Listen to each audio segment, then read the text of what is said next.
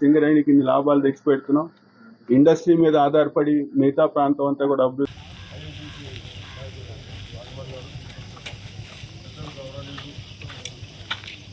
MLA గారు చరిత్ర కాంగ్రెస్ పార్టీదే పెద్దలు వెంకటస్వామి గారు, అదేవిధంగా వినోద్ గారు మినిస్టర్గా ఉన్నప్పుడు, పెద్దలు రాజశేఖర రెడ్డి గారు ఉన్నప్పుడు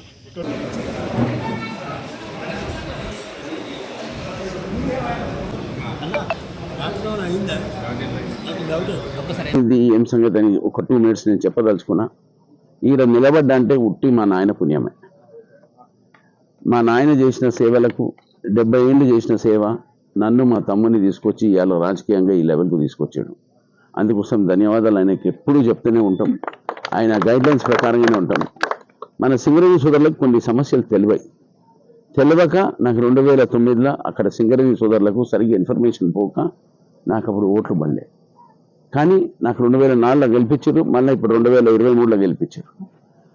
మళ్ళొక్కసారి సింగరేణి సోదరులకు నేను ఎల్లప్పుడూ ఎందుకు రుణపడి ఉన్నా అంటే 1994లో స్వయంగా నేను మా నాన్నగారి దగ్గర కూర్చున్నా. అప్పుడు నాన్నగారు లేబర్ మినిస్టర్గా అయిండు. సింగరేణి కంపెనీ BIFR కింద పోతుంటే 48 hours ఇచ్చారు. ఈ 48 hoursలో 600 కోట్ల రూపాయలు గిట్ట తీయకపోతే BIFR కింద పోతుంది. 1,10,000 మంది వర్కర్లు ఎట్లా మీరు చూసారు కదా, ఫర్టిలైజర్ ఫ్యాక్టరీ గోదావరి ఖాన్లో ఎట్లయిందో అట్లా సింగరేణి అవుతుందని ఆ బాధతోని తట్టుకోలేక నిజంగానే బాధపడ్డాడు. ఆ రోజు సాయంత్రం 6:30 7 గంటలకు ప్రైమ్ మినిస్టర్ నరసింహారావు గారితో మాట్లాడి టైం తీసుకొని పోయి పర్సనల్గా 1 డేలో మన్మోహన్ సింగ్ గారు పైసలు ఇవ్వని అన్నాడు. 650 కోట్లు మెత్తిగా తీసుకొని పోయి అక్కడ NTPCలో కట్టి BIFR కింద పోకుండా కాపాడిన ఘనత మా నాన్నగారిదని మీ అందరికీ చెప్పగలను. మోస్ట్ ఇంపార్టెంట్ ఏంటంటే మీరు నల్ల బంగారం తీస్తారు.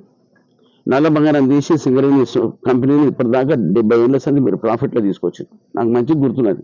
2004-05 మేము బోనస్ ఇప్పించడం 25,000 అప్పుడు రాజశేఖర రెడ్డి గారు ఉండే. ఇవాళ ఎంత వస్తుంది బోనస్? 70-80 వస్తుందా? 1,00,000 వస్తుందా?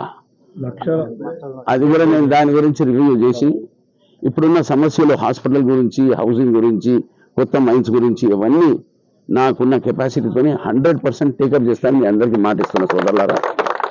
మన సీనియర్ నాయకులు ఏమేమి చెప్పారు, మా సూర్యబాబు గారు హాస్పిటల్ గురించి చెప్పారు, చిప్ప నర్సయ్య గారేమో ఎట్లా ప్రోగ్రెస్ అయితే బాగుంటుంది, హౌసింగ్ గురించి కూడా చెప్పిన తర్వాత నాకున్న కెపాసిటీతో 100%గా రేవంత్ రెడ్డి గారితో కూర్చొని, బలరాం నాయక్ గారితో కూర్చొని వర్కౌట్ చేసుకొని మనం దాన్ని సమస్యను దూరం చేసుకుందాం. డెమోక్రాటిక్ ప్రాక్టికల్ ప్రాసెస్ కింద ఐ విల్ వర్క్. ఇట్లా వర్క్ చేసేది అంటే మీరు కూడా సిస్టమ్గా ప్రకారం చేస్తారు కదా. మైండ్లోకి పోతారు, అరిచర్ల పానం పెట్టుకొని ఉంటారు. మైండ్లోకి పోయిన తర్వాత ప్రతి ఒక్కరికి పోయి డిస్టర్బెన్స్ ఉంటుంది కదా. ఇది ఇంత కష్టపడినందుకు ప్రత్యేకంగా నేను కూడా అప్పుడు 2004లో 6లో పోయి ప్రణబ్ ముఖర్జీ అంకుల్తో కలిసిన. అంకుల్ ఇట్లా సమస్య ఉన్నది, మా కార్మిక రంగ సోదరులందరూ నల్ల బంగారం తీసేటప్పుడు వాళ్ళ ప్రాణాలు చేతిలో పట్టుకొని పనిచేస్తారు, వాళ్ళకి ఇన్కమ్ ట్యాక్స్ బెనిఫిట్ ఇప్పించే బాధ్యత మీకు ఉన్నదని నేను అప్పుడే రిక్వెస్ట్ చేసినట్టు. అయితే ఆయన అప్పుడు మొత్తం తీసి హిస్టరీ తీస్తే మైన్స్ అండ్ మినరల్స్ ఏరియాలో ఇన్కమ్ ట్యాక్స్ ఏ స్లాంగ్లు వస్తుందో దాని గురించి వర్కౌట్ చేస్తున్నా, నేను I come back to you అన్నాడు. ఇక దాని తర్వాత రకరకాలుగా గవర్నమెంట్స్ చేంజ్ అయినాయి. మీ అందరికీ మాటిస్తున్న సోదరులారా, మా తమ్ముని కొడుకు వంశీపేటని గెలిపియండి.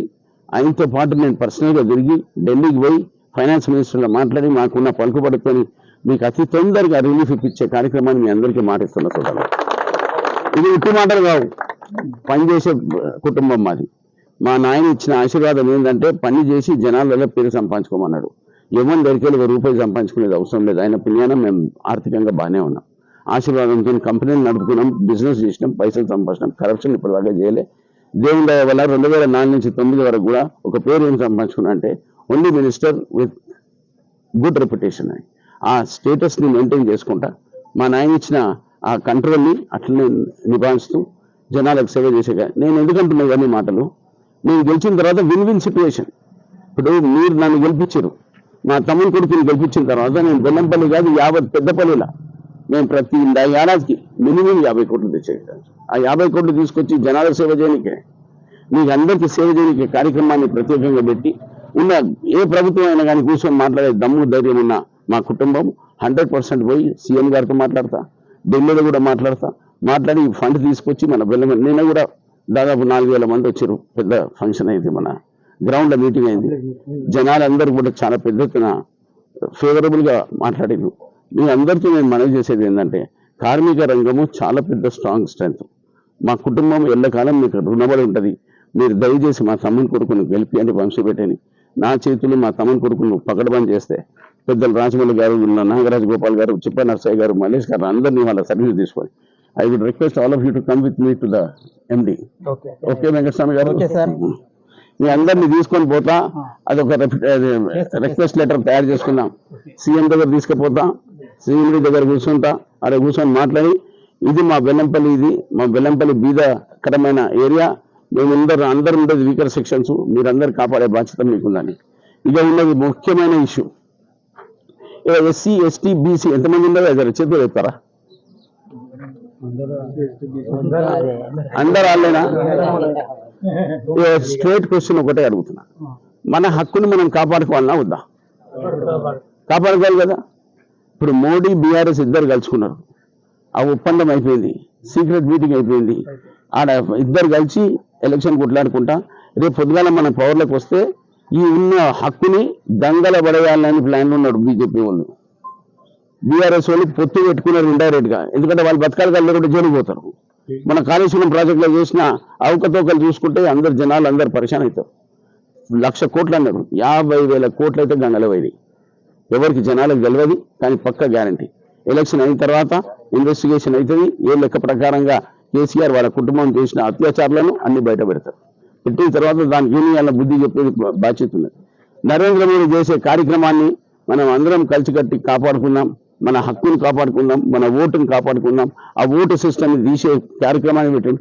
లాస్ట్ ఏ స్టేజ్కి వచ్చిందంటే మోడీది, నువ్వు ఏం బట్టలు వేసుకోవాలి, ఎవరిని పెళ్లి చేసుకోవాలి, ఎవరింటికి పోవాలి అనే రిస్ట్రిక్షన్ లెవెల్కు మనకున్న ఫ్రీడమ్ని బర్బాద్ చేసే కార్యక్రమాలను ఉన్నాడు. దయచేసి ఆయన దిక్కు మొగ్గు చూపించకండి.